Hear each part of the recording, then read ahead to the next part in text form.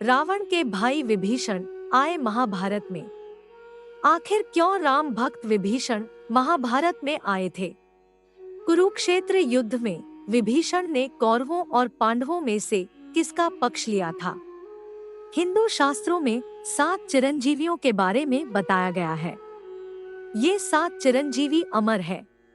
कलयुग में वे हमारे सामने नहीं आते, लेकिन कलयुग के अंत में जब अधर्मियों का विनाश करने भगवान विष्णु कल्कि का अवतार लेकर धरती पर आएंगे, तभी चिरंजीवी कलिपुरुष के साथ युद्ध में भगवान कल्कि की सहायता करेंगे। रावण के भाई विभीषण 7 चिरंजीवियों में से एक है, यानी त्रेता युग से लेकर अभी तक वे जीवित हैं। श्रीलंका की गुफाओं में विभीषण को देखने का दावा बहुतों ने किया है। हैरानी की बात तो ये है कि महाभारत में भी विभीषण का लेख मिलता है। आखिर महाभारत में विभीषण के बारे में क्या कहा गया है और विभीषण जब भगवान श्री कृष्ण से मिले तो उनकी क्या प्रतिक्रिया थी?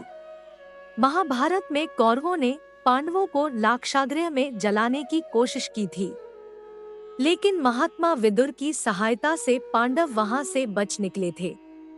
इसके बाद पांचाल राज द्रुपद ने अपनी पुत्री द्रौपदी का स्वयंवर आयोजित किया, तब अर्जुन ने वे स्वयंवर को जीत लिया।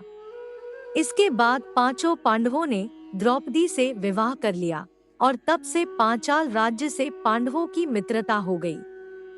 इस घटना के बाद कौरवों को भी पता लग गया कि पांडव लाक्षागृह से बच निकले थे।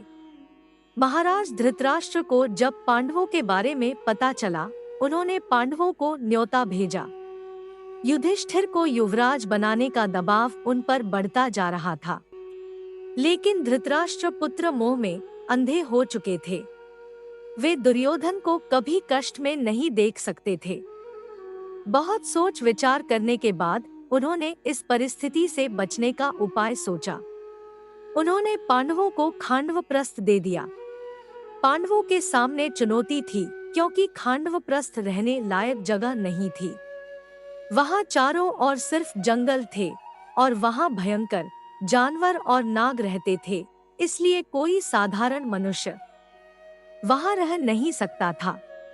खांडवप्रस्थ में पांडवों ने दक्षक नाग को प्रस्थ किया। इसके बाद देवराज इंद्र से भी उनका युद्ध हुआ। उन्होंने देवराज इंद्र तक को हरा दिया।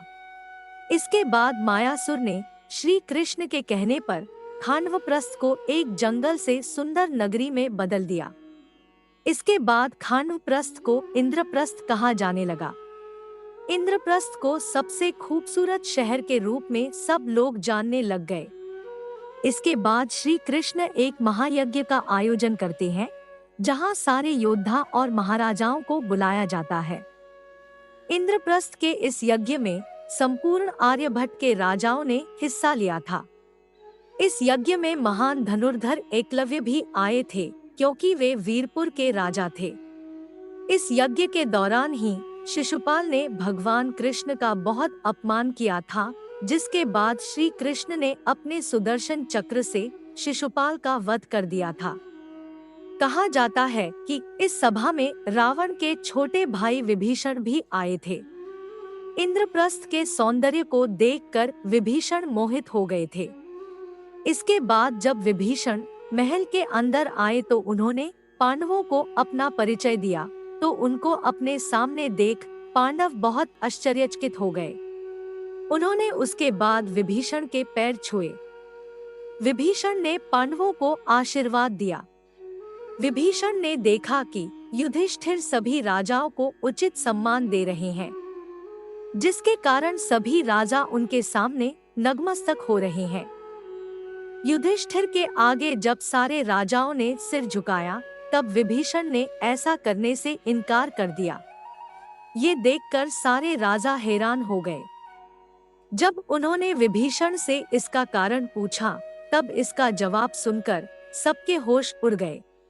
विभीषण ने कहा कि वे श्री राम के भक्त हैं और वे अपने आराध्य के अलावा किसी के आगे नहीं झुक सकते।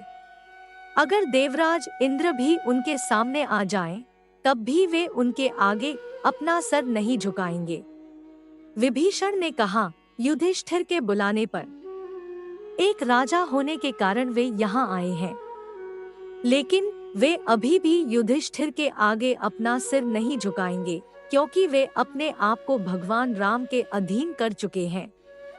विभीषण की बातों से जब सभी हैरान हो रहे थे, तब बलराम के साथ उस सभा में श्री कृष्ण पधारे। भगवान श्री कृष्ण को देखकर सभी पांडव अपने सिंहासन से खड़े हो जाते हैं। इसके अलावा वहां उपस्थित सभी राजा भगवान श्री कृष्ण को प्रणाम करते हैं। अर्जुन आगे बढ़कर श्री कृष्ण का स्वागत करते हैं। सभी श्री कृष्ण के आगे नतमस्तक होते हैं, लेकिन विभीषण श्री कृष्ण के आगे झुकने से मना कर देते हैं। जब श्री कृष्ण ने ये देखा तो उन्होंने अपनी माया से विभीषण को बताया कि वही त्रेता युग के श्री राम है और बलराम जी स्वयं लक्ष्मण है। अपने सामने अपने प्रभु श्री राम को देखकर विभीषण की आंखें भर आईं और वे उनके आगे नतमस्तक हो गए। श्री कृष्ण ने विभीषण को आशीर्वाद दिया। यज्ञ समाप्त होने के बाद वे अपने राज्य में लौट गए। कहा जाता है कि विभीषण ने कुरुक्षेत्र युद्ध में भाग नहीं लिया था। श्री कृष्ण ने इस युद्ध में शस्त्र न उठाने का प्रण लिया था। इसी वजह से विभीषण ने भी इस युद्ध में भाग नहीं लिया। राक्षस राज रावण के भाई होने के बावजूद वे श्री राम के भक्त थे। रामायण युद्ध के दौरान उन्होंने श्री राम का साथ दिया था। रावण की मृत्यु के बाद उन्होंने लंका में राज किया। राक्षस कुल में पैदा होने के बावजूद उनका व्यवहार राक्षसों जैसा नहीं था। उन्होंने ब्रह्मा जी का भी तप किया था और वे महिलाओं को एक सम्मान देखते थे। जब रावण ने माता सीता का हरण किया था, तब उन्होंने इसका विरोध किया था, लेकिन रावण ने विभीषण की बात नहीं मानी, जिसके कारण श्री राम ने रावण का वध कर दिया। दोस्तों, अगर आपको वीडियो पसंद आया तो उसे लाइक करें और शेयर करना ना भूलें। हमारे चैनल को सब्सक्राइब करके बेल आइकन दबाना ना भूलें। जय श्री कृष्ण।